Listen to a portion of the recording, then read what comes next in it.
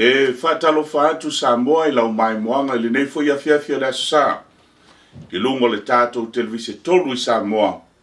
Ai mai se fo I le mai mo mai Samoa I so se vaengo le lalolangi I lungo le upengo whaamtalanga le YouTube channel ma le Facebook a le talanoa live. O le tātou pol kalame fo I le nei o le nei vai aso Sunday with Teleiai talofa lava. Mua foi ona momoli le whaasangi ma le whaapolo li tapa au le langi. Whaaftailo wanga le lei le pule whaasoifua wa Samoa le anturu pele. Ai mai se foi le tausinga I lo tātu o tunu o lo alala ma papa au I so se vaenga o le kelope. Samoa e tu manu ai le tu longolongo. O leisi le whaiva ma ngā ruenga o lo whea ngai ma le au whaasalalau. I le whailoina o mea lo tutupu. Sa tutupu, maole a tutupu tutono le tātou tunu, a mai se foi le lalulangi o lo no pia iei Samoa. A watu le wha maloa le pol kalame ia I lato uma o lo wha tinoina lea pito la au. A e foi le nganga e tāua foi ia tātou wha salalaunga a mai se le upengo wha mtalanga le social media. Ia le pui pui o le ngangana, a mai se le wha soa o lo wha tinoai. Ole soonga le nei o le tātou por kalame o wha solo Samoans in Aotearoa.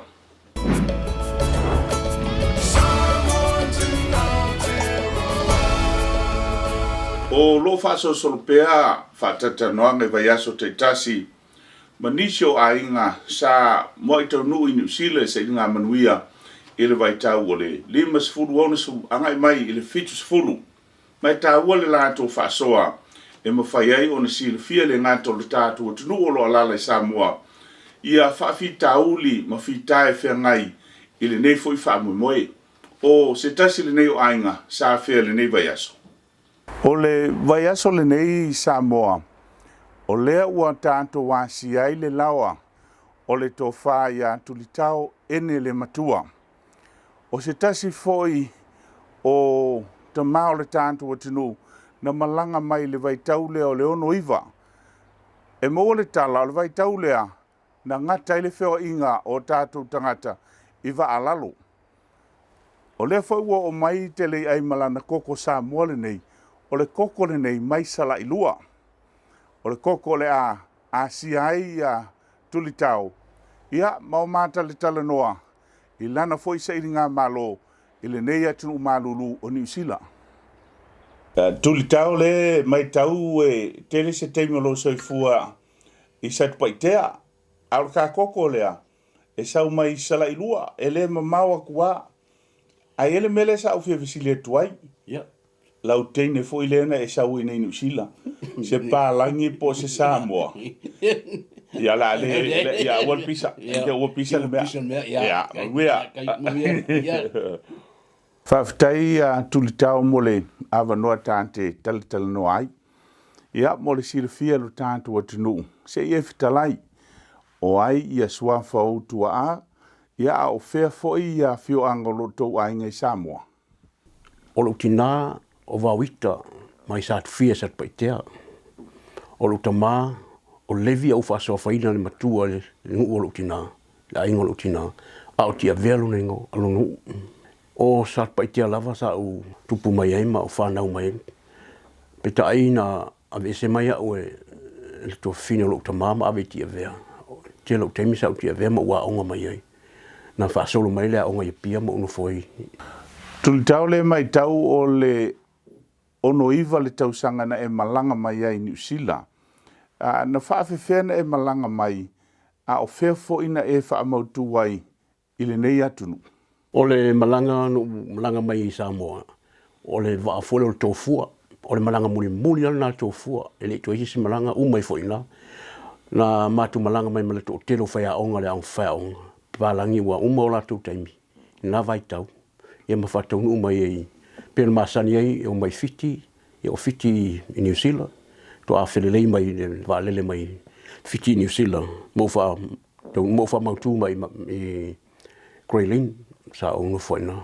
Ia mai le ngatia o au sa fai ma wo mo le tene. Na ma foina o mai New Zealand na tene. O na sa fa mo tu mai ai. E mal tolu ma sina sa o mai ai. Mo to fo I Samoa. O sa wale tasi la feiva sa la unos fu maleiva ia me le taimi o le velo le malulu Tu tau se ie Teleiai o ani lu i tau na whea ngai ma oe i lo whaato atau nuu mai i Aotearoa wa o le vai tau o le whaato a ngā solo mai o tātou tangata mai fōfo ili nei atunu. o le me mo le malulu fea ngai man malulu na vai tau le whaingo fie a mai se le taimi o me le taimi o le malosi le malulu whaato atau nuu mai i le taimi na mo ia sa usau le tolma sina mo o le taimi o le sama ai o foi mai le ono iva i o le malulu ia me e pe whawhitauri na tele a foi nai whawhitauri sa whenga na vai taimi a mai se ia o tātou tangata e le whaingo fie a mai se tono ngā luenga me whapena ona e whai foi o le manatu tau singa o ainga o le manatu foi sa moi ainga o lo whaatali mai ma lo whaamuni mai ta sini ngā vanga sa whai sin whaingta e le o le leini tutongi na vai tau la iti a tutongi a sa kau whaaso soa lava o le vainga o le ainga inei a mai se foi sa moro ainga masani pe o tūna sa tatitilu ta ita i le whaingo fie le whaingo fie wheo lolo sa mo sa il vai taimina o no te whainga runga sa o iai o te alwatu o iai nai to ina matutua pe to wha sa mo iai au wha solo fo le matutua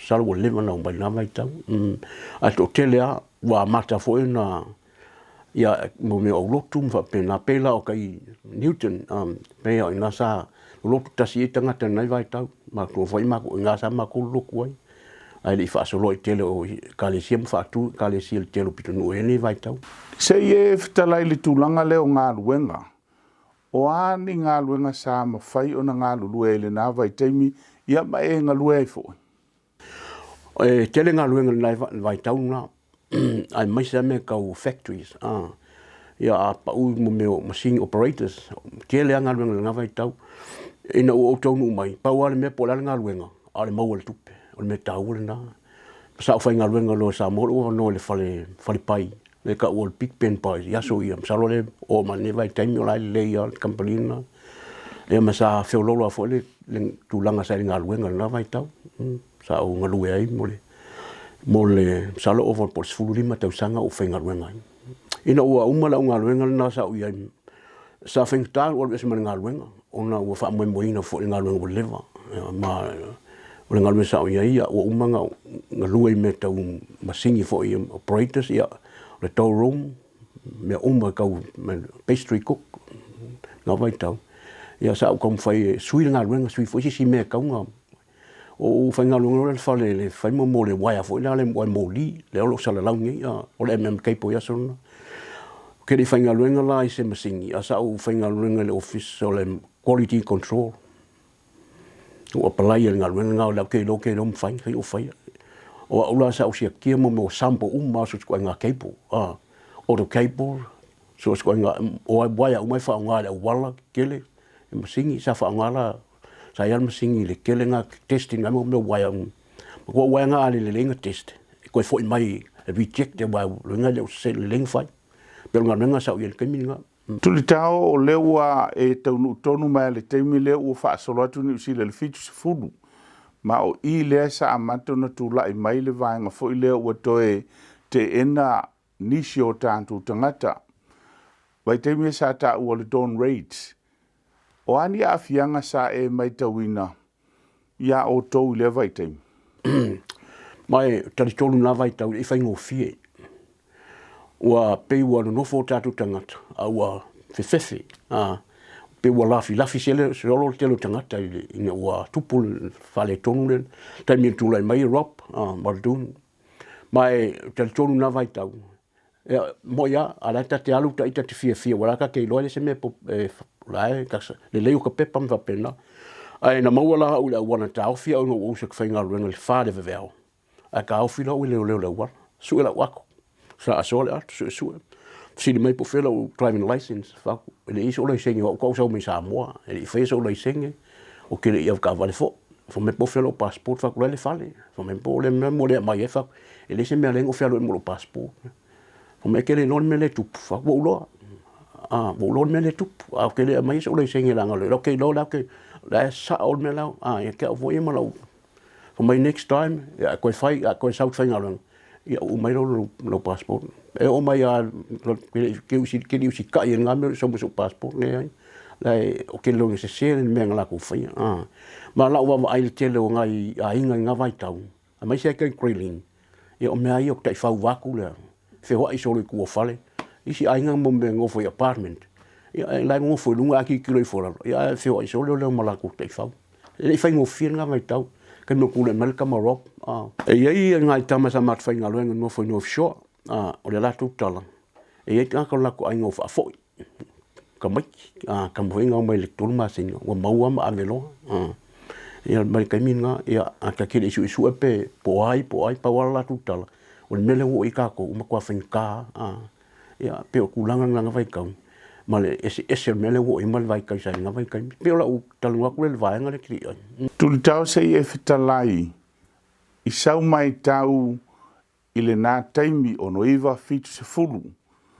i o tātou tangata i le sa ili ngā manuia sa iai ma le vai tau le nei e iei ni suinga i sau wa ai foi e le ngā tau le si o manga New Zealand ia a o winga foi o tātou tangata te lea suinga Teleiai pe no utala no atu le amatanga e le ifai ngo fiel ma tau mai fai o le maulalo to tongi fai nga tal na vai tau ia mai maua le winga fo le tangata a la ko mo ia la kile ngaluenga o le mesa o ai le tele ngaluenga a su ngaluenga ku o tatu tangata ia maua le merfa pe mai ku lo ke fongi vidi aku ku lo ke fongi vidi aku ai a saul pala ni kai mile straight ale ngaluenga ia se la wa ai nga ia ia ngo sa ngo le o la position sa u yenga luenga ngalo ke mai kawer ke lo me a mo fai fo ke le fo la lo buli e so ke so ngi fa o kam ki sa mo yo me fai ngaluenga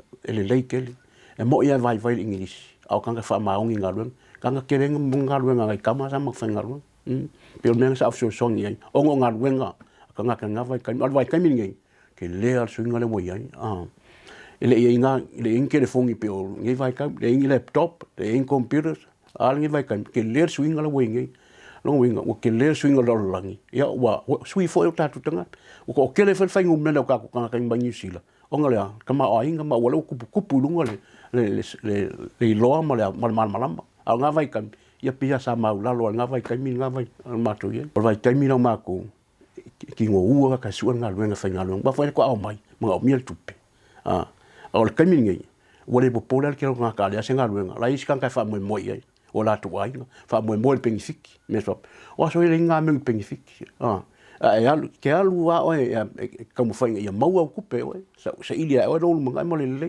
o vai le senga langa o vai kamingi ya ale senga luenga lo fi ang fongo vol fal ala fa mo ile sika ko le ai nga le mo kupe le senga nga Tuli tau e iai ale melea e alai ona na nau mai o tātou tangata malanga mai New Zealand. O le upole e mai e tafe ai le sua susu ma le meli. O le asa o mai tau, o tafe lava le sua susu ma le meli, po o le mea ua le to e tafe. La ua tari ai o lo maua.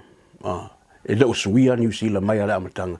I mea kau kama o inga mo le fai la tala a fa pe o aso ia sa tam fai mo ia langa kongi mo le asa ko anga ka fai nga luenga ma ala maua kupe e maua va no mo ka ko kupe o fingi vai kaimi o le fa solo ale manu ia tangat o fa kupu inga ni vai kaimi o le wa ma ka kele mal malama o le le fo nga so so ngi mel malo o le ki no mai o kele mal malama o tatu tangat a wale ki nga inga o le nga ka yo inga o le ki nga yo New Zealand tasi ale me lau kilo iai wa sili o nga mautu ni New Zealand o nga o kaku kangaka ia o anga fai nga luenga ia ai ma se foi kam fai nga ai nga ia la ua va ai o le mea tasi e leo suia mai ke minge va nga ka i sau pa i fai nga luenga nga le alu e fai nga luenga nga la nga ke lo e o kafe le mili ma susu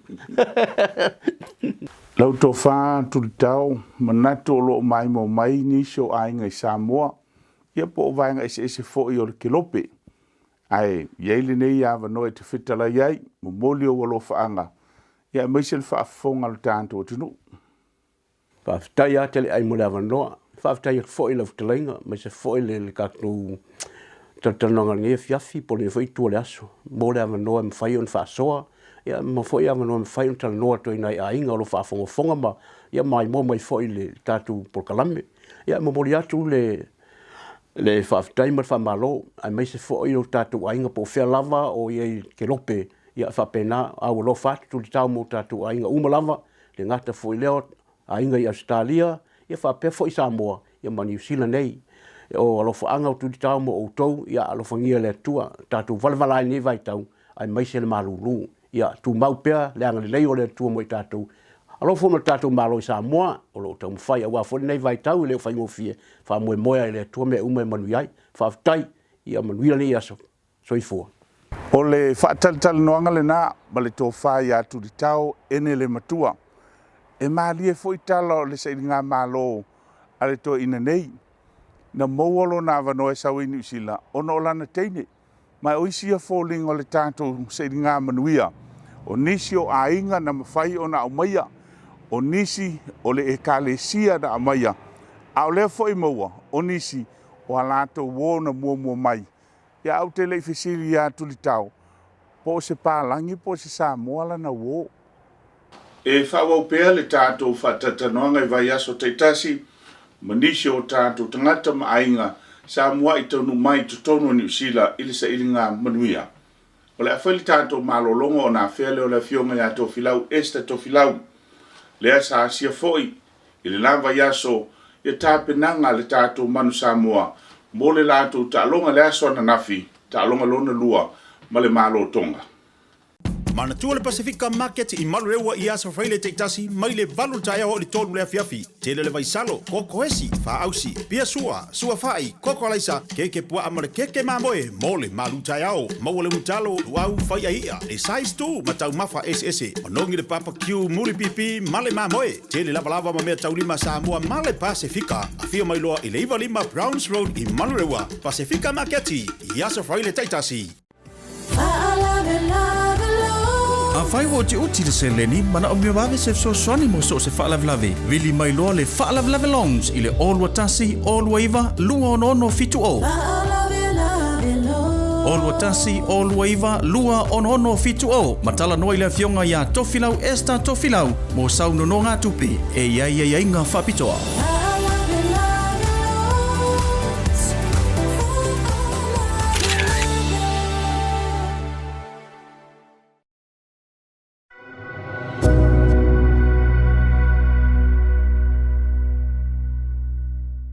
O le whatataloanga le nei, ala fionga ia tofilau este tofilau le vaiaso ua tonai, au iei tāpenanga le manu Samoa, e sauni ai, mo le tālonga le aso na nafi, ma le au tonga.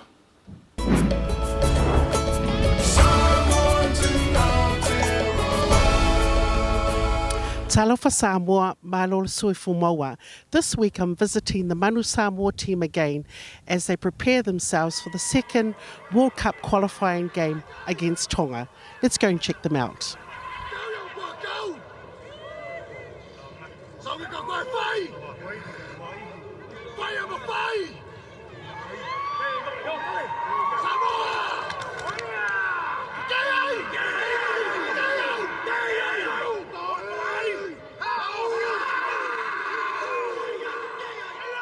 My first guest is Manu Samoa assistant coach Mase Mahoneri Schwalga. Mase, a good win against Tonga last week. Yes, last week was a pretty tough game. Obviously, we came on top on that game, but we're pretty happy. We're still building, and I guess this week will be probably the biggest game for us this year to qualify for the World Cup. Mase, are we on track for the next Rugby World Cup? For me, I can't say that right now, but at the moment, our main focus is Tonga. We've got to make sure that we get over this hurdle first, qualify first, and then we'll start building for the World Cup. But I would say we are on the right track. So, at the moment, we're still building. In the last 2 to 3 weeks, we sort of saw our coaching staff sort of saw the improvement. And I guess we want to get a good performance against Tonga this week. Mase, who are some of the exciting players to look out for? I guess the The last couple of weeks is pretty hard to say, and I guess as a team sport, and obviously these guys been performing quite well in the last couple of weeks. I guess there's some young players, and I guess the supporters and Samoan people find out on Saturday. Also, I'm able to speak with Manu Samoa player Henry Teleiai. Henry, you had a great game against Tonga last week. Yeah, Talafalava. Yeah, it was a great game. Not only for myself, but from the team. We had a tight first half, and we knew that what Tonga was going to, be physical in that first half, and that second half was good to get some tries, and I was lucky enough to kick the goals. I'll do the easy part.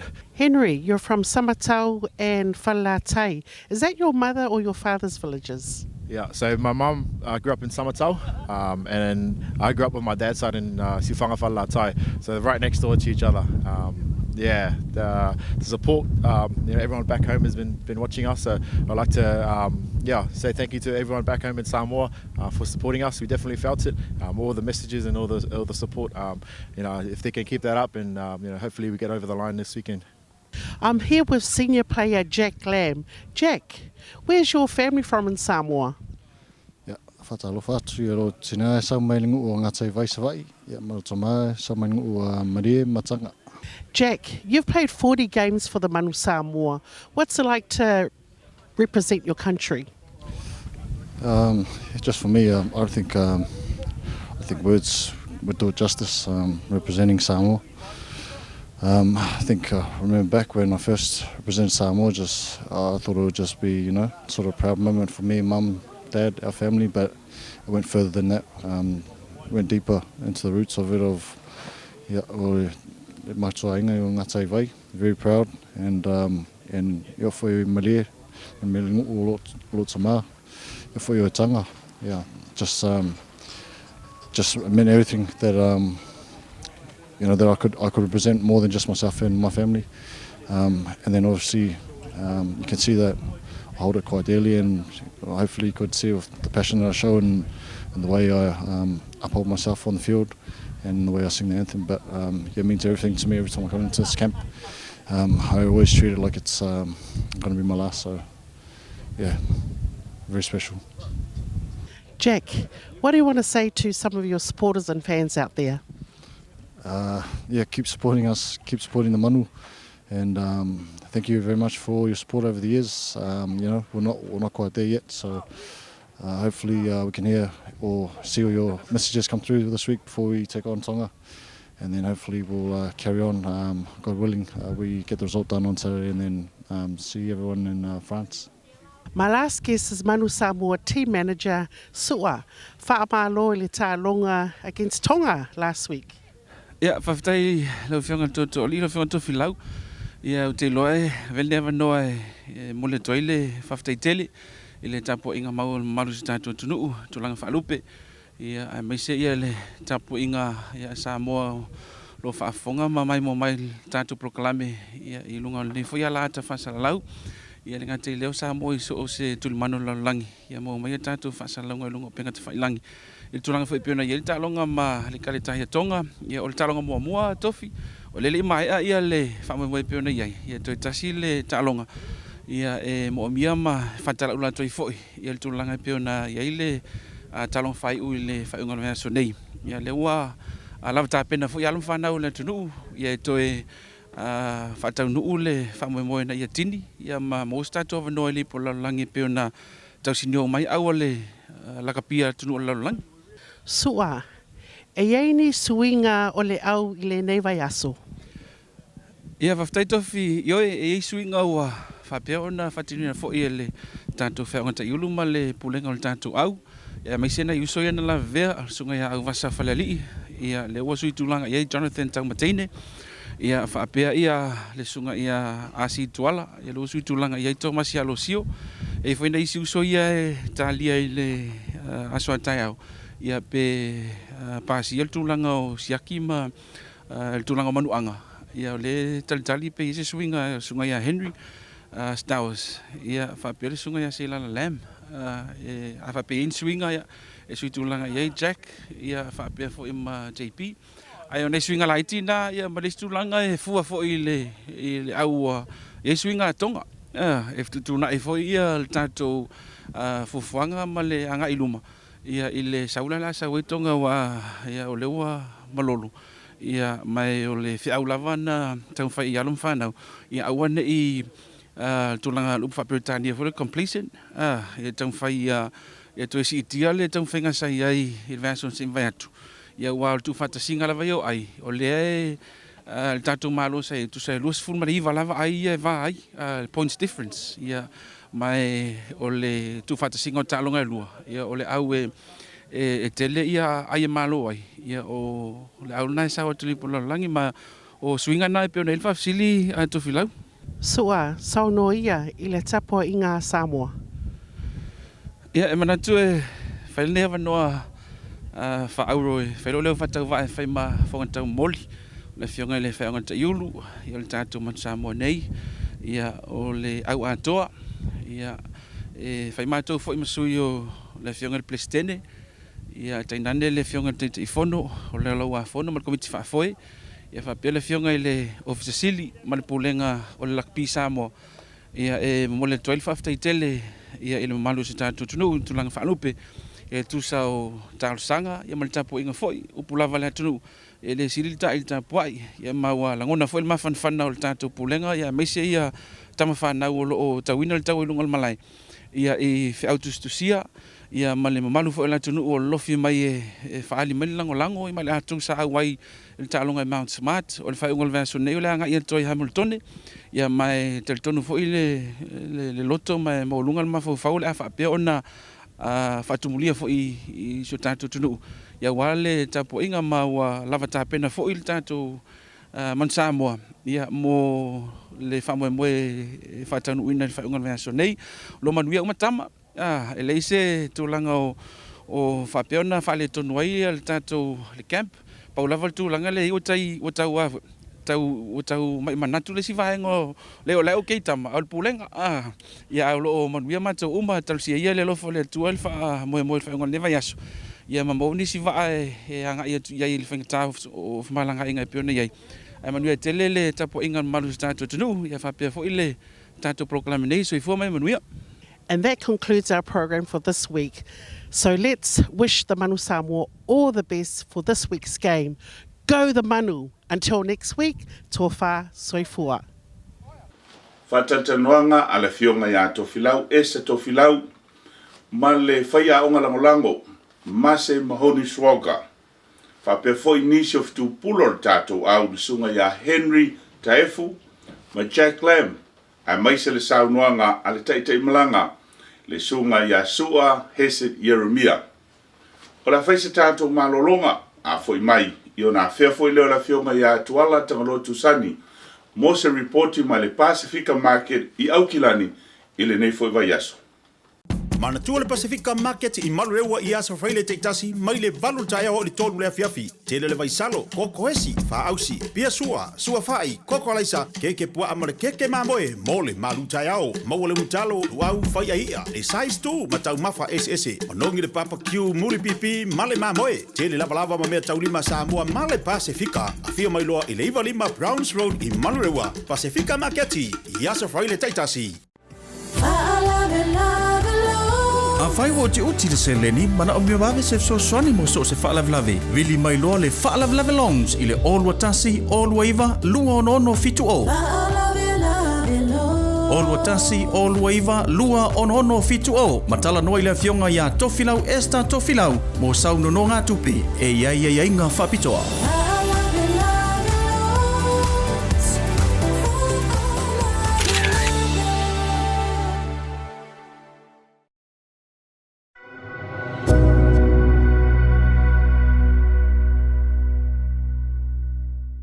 O le Aotearoa le nei o se reporti mai le afionga ia tuala tangaloa tusani o le Pacifica Market i Aukilani. A maise o le vaenga ua whaapopo ua mwhaiei o na maimo mai lo tātua tunu i so se vaenga o New Zealand, po Ausitalia, po Amerika, marike lope atoa. I lunga o le Pacifica Market online o lo mwhai o na maimo ai le upengo whamtalanga le Tala Noa Live page. Ao se Aotearoa nei o le reporti.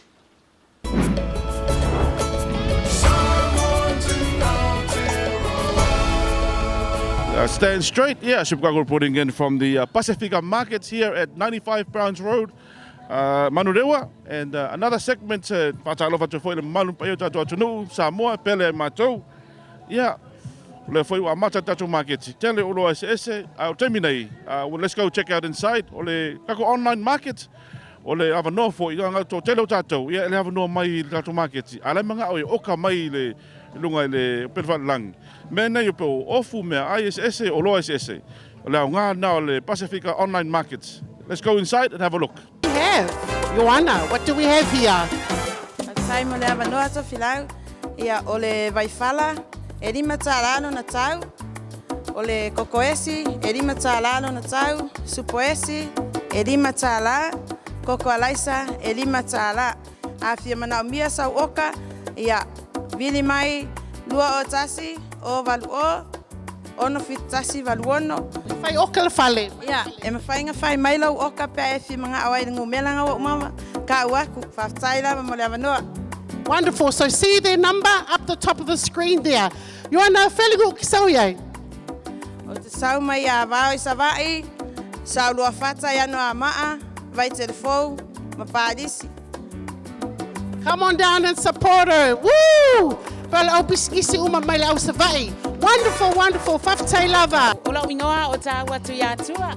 Ia ola o loa neta ya o le o lo whata wina. O le wha ausi talo ma le wha ausi yesi. E se fulu tala i le wha ausi talo. Se fulu tala i le wha ausi yesi. Maua le vai tala. Ia maua fo ila o kena whakau ke lua tala. Ia wala au atu mara wha aloalo. Wai lava se si umu sa anapu sa atu ya atua sala ilua. Ia fio mai. E te ulu mai loa e te right. Ia inalo utu atu yai. Aliko, tell us about your product. Oh, we're just selling kekisainga for $10 and kokoesi for $15. Very nice. Kokoesi is very hot today. We're selling here at Manurewa and also at Market Samoa at Puinui. Yeah, very nice. Come on down and buy some stuff. So come on down and support Marketi Samoa. Analiko's here on school holidays trying to make some money. So as you can see, fresh masi, also kokoesi, you'll find them here at 12G Puinui Road in Papatau, or come down right now here at Pacifica Market. We have a Cook Islands poke here, Cook Islands donut, and mayonnaise. Huh? Now, if there are Cook Islanders listening, te pachea dune goto gara mai ki market i Browns Road, numero ibanga marima Browns Road in Manurewa. Te te poke gone, the donut, the mayonnaise te kai Cook Island.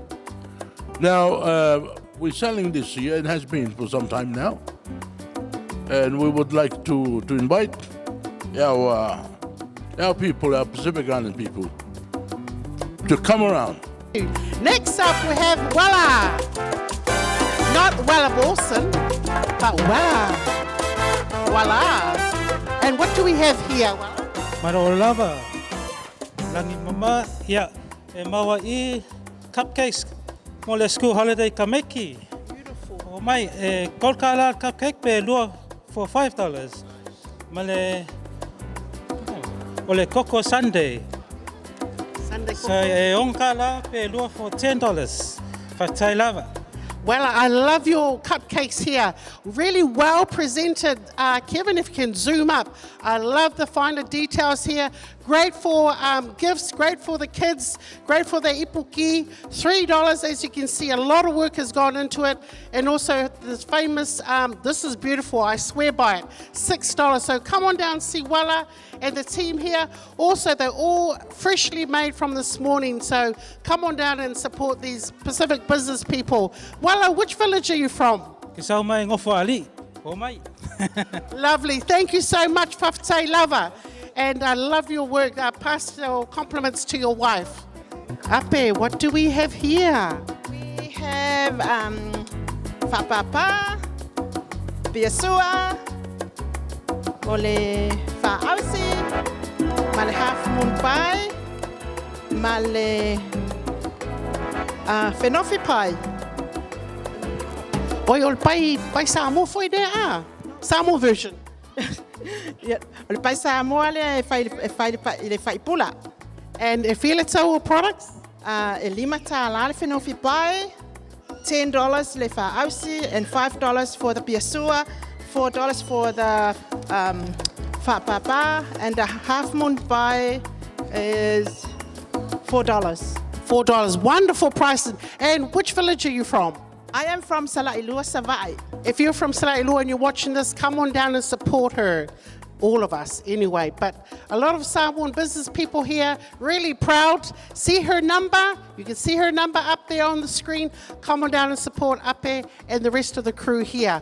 Whawhatai lava. Puni, project manager of this project down here at the market. Good morning, Teleiai. Talofa Tofilau, Talofa Walter, Talofa Atule, Mai mo mai o le tātou tunu, whea lava le lalolagi. Wherever you are this morning, it's morning in New Zealand. Talofa Atule tātou tunu, malosoi fo maua. Malo lava soifua Teleiai. And what do you have for us this morning? Oka le koko.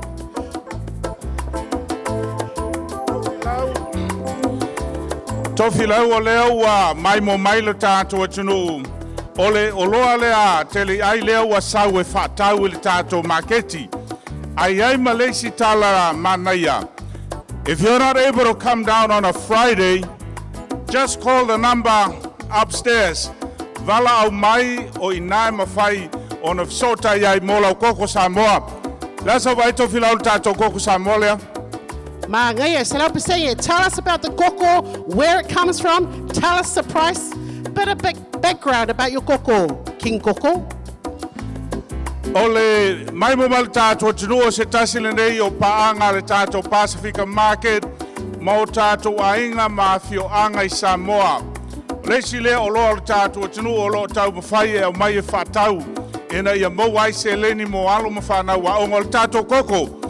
E iei lale, e iei ia le mea le koko lea Tofilau. E iei le koko mai Salailua, e iei le koko mai Whaiaai, e iei le koko mai Sataua, e iei le koko mai Iva, e iei le koko mai Whalunga, e iei le koko mai Whaleasiu, e iei le koko mai Samatau, ia mawhale la tai. Wai vaila iei le telo koko ia, a iei le trick. O e se sila mai, paua leo le koko le mawhai ona e lole me au mai ai. Mangai ole koko mai Iva. Ma lo lava ole number 1 koko ne, I believe Teleiai. Tofilau o le koko le mai lo tō fioanga I Iva I whaasale le anga. Mai mawhai ona e loa iei le label, le mawhai ona mai mo mai. Se fulu lua tā la le tātou koko, leo o maua le maketi anga I mai ro tātou tunu. Ai, e iei la le trick pe ona vai mai, e te lei loa po fea mai wale se lei boisi koko. O I loa la wala I loa le koko pe ai sau. How? E loa le nonoa. O e vai le nonoa. O le nonoa lea, o le nonoa Whaleasiu. O le nonoa lea, o le nonoa Whaiaai. O le nonoa lea, o le nonoa Whalunga. Ai vaila Tofilau. Ua lua ia pepa e tei tutusa nonoa. Ona iei la lea o lesi me te loa ai. O le songi. O le koko lea Salailua.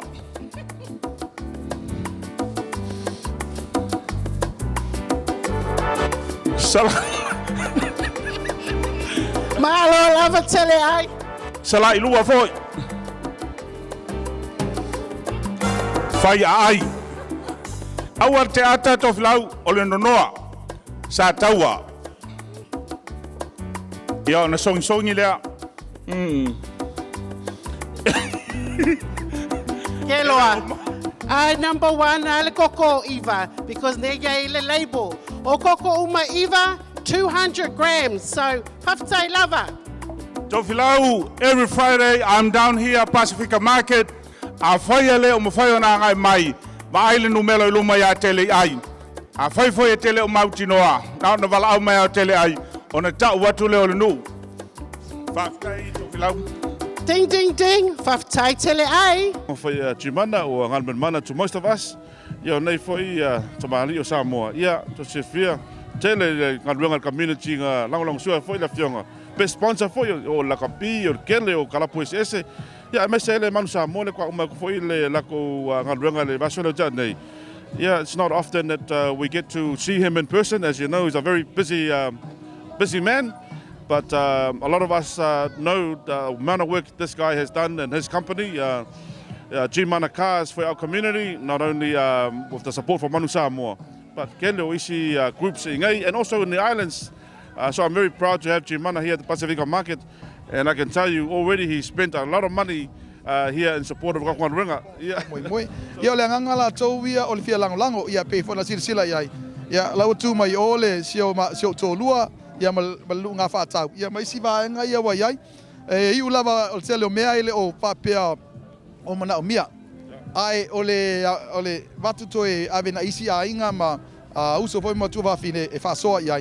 Ia ai o ngale le o mai le maketi. Fa ali lango i o tātou tangata. Ai mo moli fa maloma fa tai le tātou Asa Foundation pe o lātou pe o tō fionga ia le whua e le tō wha telefoni vaenga pe ona tātou ngā lulue mō muai ia ao se vaenga mō mua le nei leua o mai ai sirisila ia ile o pe lavan sirisila tele o whaasalaunga mō mua i le tele o whale ainga ese i o nei a inga sa whapenana poloka le vai taimil COVID ma lockdown ma vaenga whapena ai whaftaito o fionga ua maua se avanoa e sa ili ese se leni mō lātou a inga le ngata i lea i efsa soni e fo nei vai taul whainga taul so i fuanga vaenga whapena ia au lewa va aia le fionga tuala ma le mole tuale fa malo ia pe lava le tātou chimana me masani lava au mawhai lava na efsa soni tina lava na leise tupe ia ala lava efsa soni community. Yeah, it's a stand straight Chicago reporting in. Just want to say a massive thank you for Petai Lava mo le to support for ma langalong so for your tatou ngaruenga. I just want to say a massive really appreciate all your support today. Your sales or the purchases supports many families here. And next week, please let your families know, family, friends know. You want lunch, you want breakfast, you want something to wear on Sunday or every other day. Pacifica Market is where you should be. So thank you so much for your support and look forward to seeing you next week. On behalf of our team, Pacifica Market, it's a stand straight from me. Le reporti le nao le neiva yaso ma le Pacifica Market le fionga ya tuala tangaloa tusani. Mo le tātou kokolo o mai e Samoa ua mawhai nei o na maua malafo atu I so se vaenga New Zealand. Wa ai le Facebook a le Pacifica Market pe wa ai fo I le Koko Samoa Kids page o ina lo mo waifa talanga. La faise malolonga a tātou foi mai o na mo foi lea o se upu wha malosi mai le sunga le whawhiangainga ya Kevin Uluiva. Ai mai se o le tautua pese a se alo le tātou tunu le sunga ya TJ Tautua. Mana tua le Pacifica Market I Malurewa I asa whaile te itasi mai le valu taia o le tolu lea fiafi. Tele le vaisalo, koko hesi, whaausi, pia sua whai, koko alaisa, keke pua amare keke mamoe, mole malu taia o, maua le mutalo, luau whai ahia, le size tu, matau mafa ese, o nongi le papa kiu muli pipi, male mamoe, tele lava ma mea taulima Samoa male Pacifica, a fia mai loa I leiva lima Browns Road I Malurewa, Pacifica Market I asa whaile te itasi. A fai wo te uti se leni mana o miwave se so swani mo so se whaalavlave. Vili mai loa le whaalavlave longs I le olwa tasi, olwa iwa, lua ono fitu o. Olwa tasi, olwa iwa, lua ono fitu o. Matala noa I le fionga ya tofilau esta tofilau. Mo sau no ngā tupi, e iai ngā whapitoa.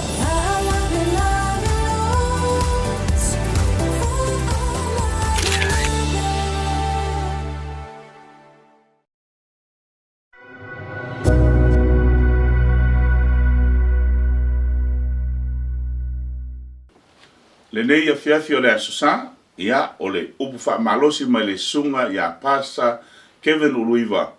A mai se vi ingo le tua, tāpenena e le sunga ia TJ Tautua.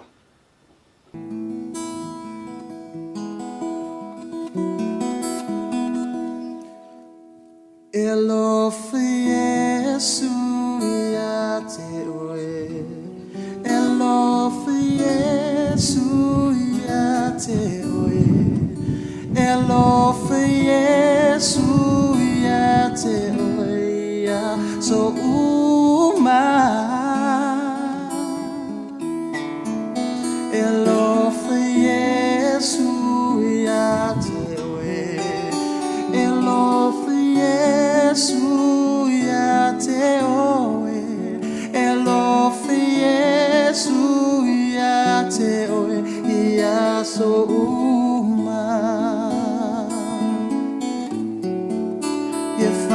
Ane ene ina oia Ifa ane ene ina oia Ima walunga Ola fane ina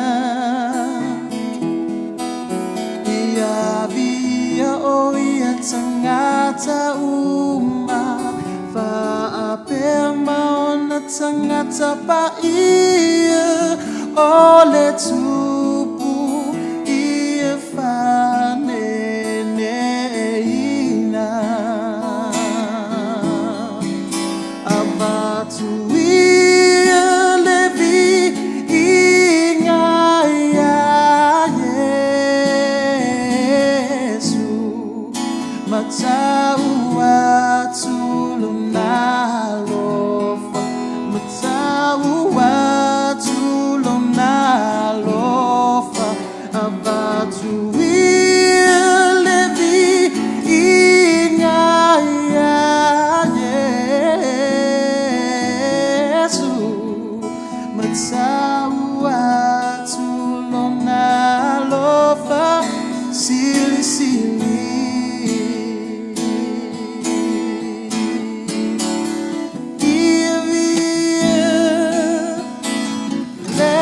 Tua mai loa nganga dia lo na sua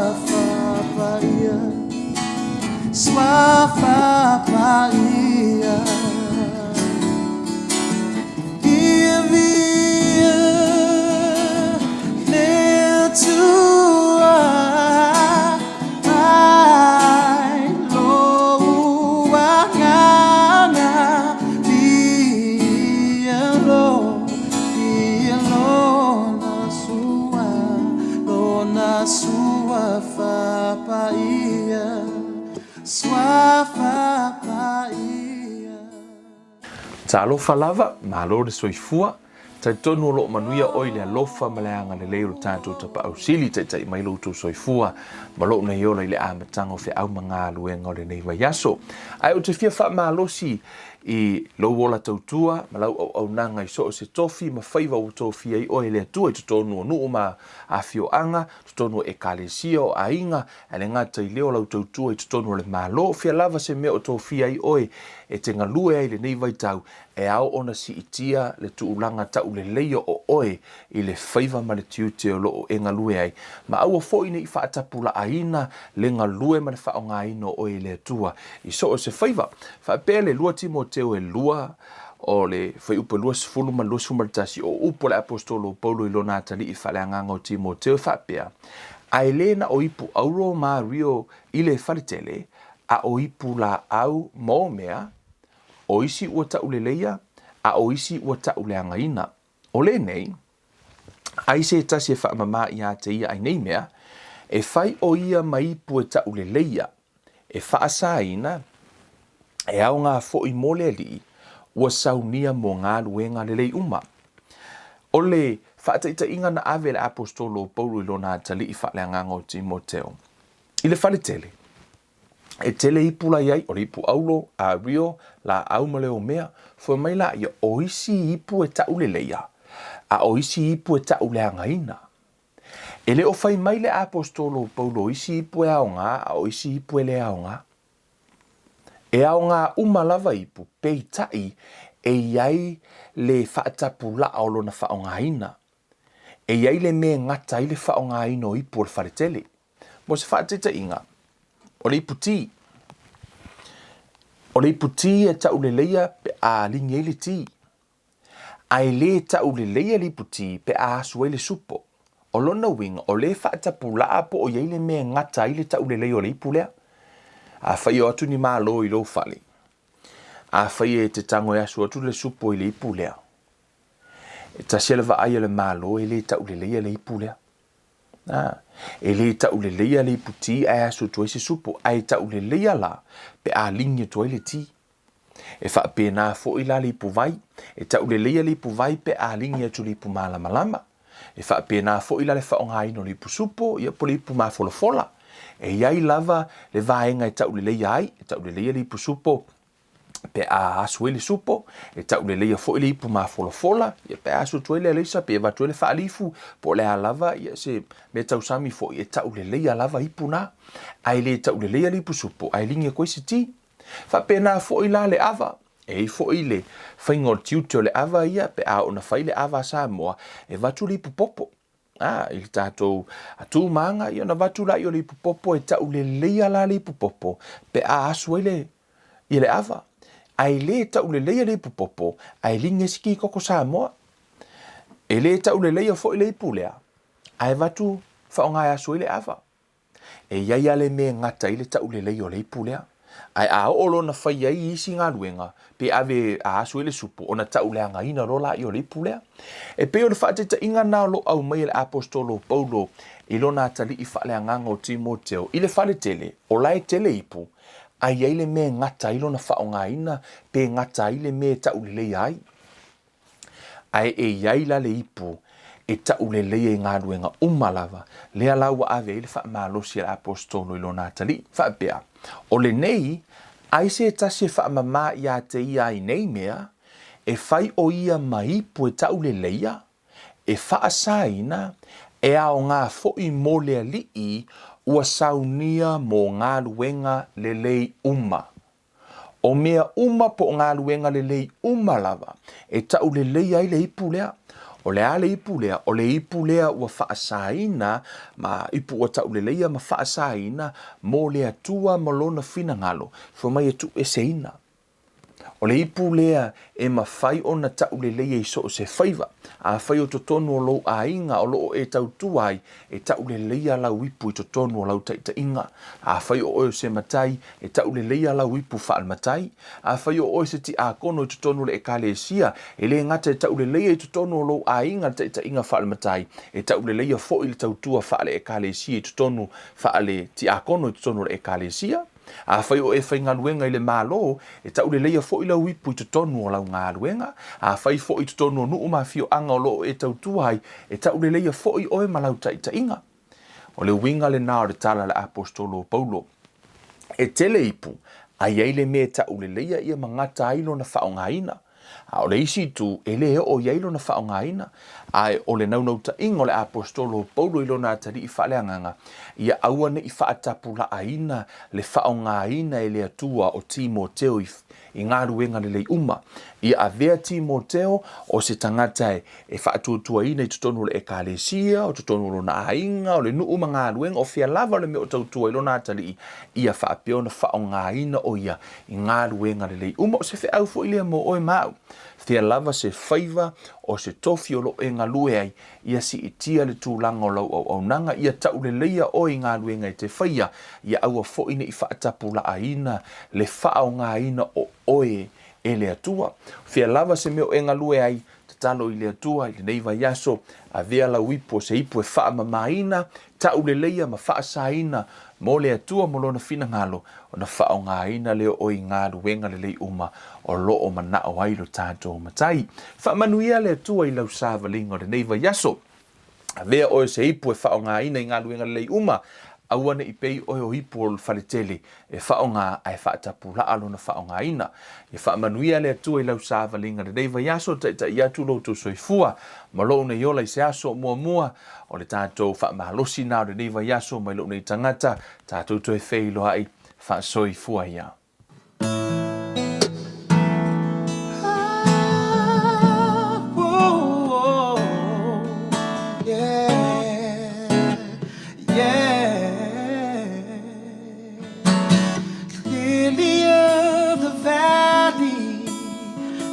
Let your sweet aroma fill my life, fill my life. Day stars shine down on me. Let your love shine through me in the night. Oh, in the night. Lead me, Lord, I'll follow. Anywhere you open up the door. Oh, let your words speak through me. Show me things I've never seen before.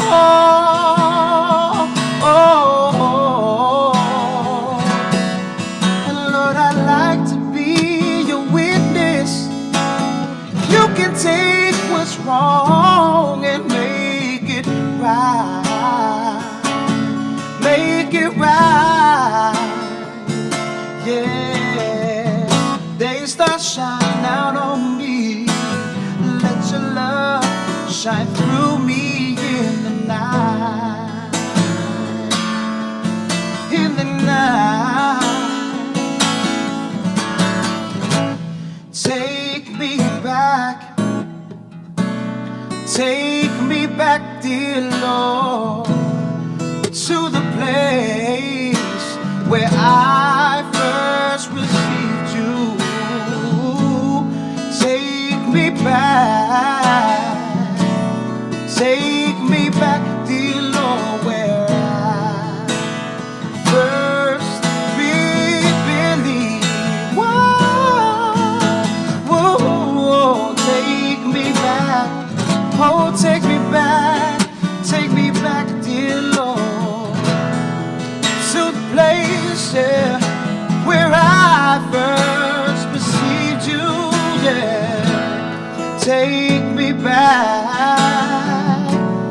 Take me back, dear Lord, where I first believed. Jesus is the answer to all the world today. Above him there's no other. 'Cause Jesus is the way. Jesus is the answer for all the world today. Above him there's no other. 'Cause Jesus is the way.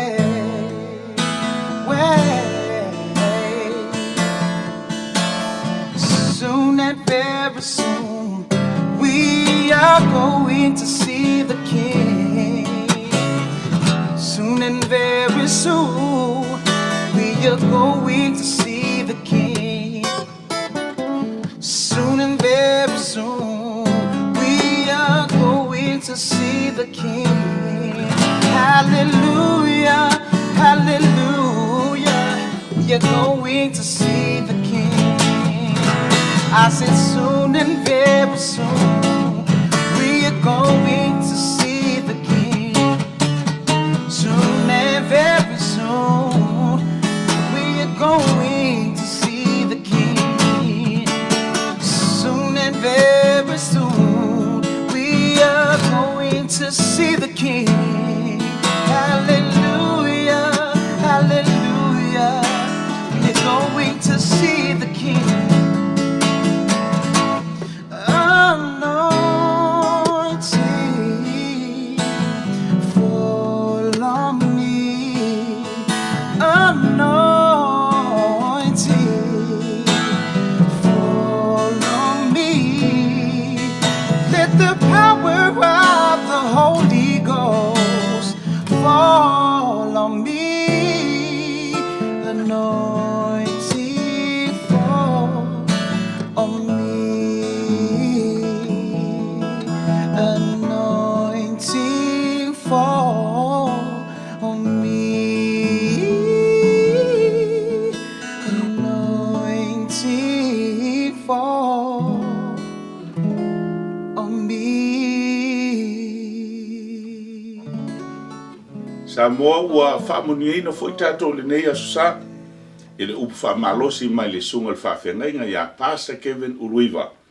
Ai mai se vivi ingo le tua i le tautua pese a le sunga ia TJ tautua o se alo i longo le tātua tunu i musika i tutonu o Aotearoa.